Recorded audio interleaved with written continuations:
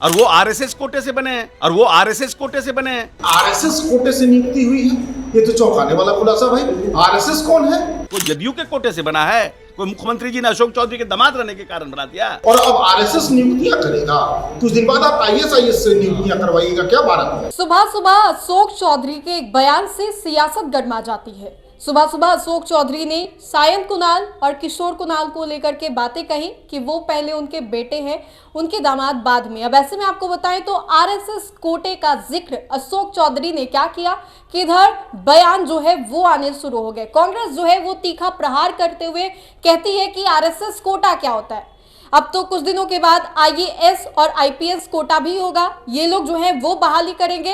अब सुनिए अशोक चौधरी के इस बयान को और कांग्रेस क्या कह रही है, दोनों के इस बयान को आप सुनिए। जहां तक हमारे सायन का सवाल है तो सायन पहले किशोर कुणाल का बेटा है कि पहले अशोक चौधरी का दामाद है? और किशोर कुणाल का बेटा अगर है तो किशोर कुणाल ने अपने आप को इस समाज में अपने आप को सम्मानित कराया है ना, मानव की सेवा की, एक हनुमान मंदिर से 9 अस्पताल का निर्माण कराया।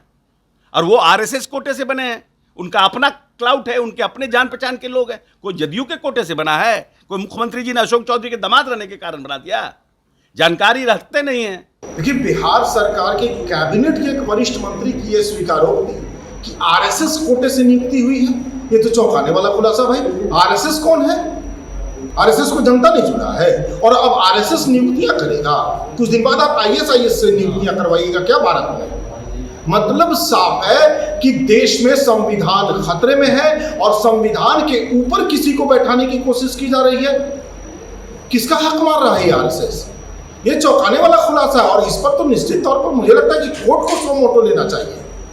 तो आपने बखूबी सुना क्या कुछ बातें हुई। अब ऐसे में आपको बताएं तो सुबह सुबह अशोक चौधरी के से कई सवाल जो है वो दागे गए। सवाल बिहार की राजनीति से जुड़े हुए थे, कई सवाल तो ये तक पूछे गए कि जो आरोप तेजस्वी यादव लगा रहे हैं कि दामाद आयोग बना लीजिए, चूंकि शांभवी चौधरी के जो पति हैं सायन कुणाल वो भी राजनीति में आ सकते हैं, ऐसी बातें जो हैं वो चल रही हैं।